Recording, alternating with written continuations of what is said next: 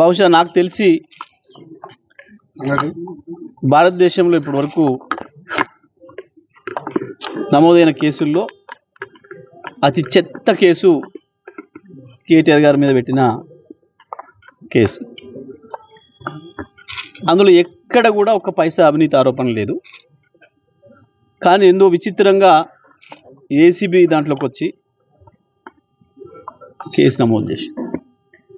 తెల్లారే వరకే, కూడా తెల్లారలేదు, అదే రోజు సాయంత్రానికే ఈడీ దిగి నోటీసులు ఇచ్చి చూడగానే అర్థమైపోతుంది సాధారణమైన ప్రజలకు కూడా వీళ్ళిద్దరు కలిసి బడే బాయ్ చోటే బాయ్ కలిసి ఏం పని చేస్తున్నారు, ఎవరికి భయపడుతున్నారు ఈ దేశంలో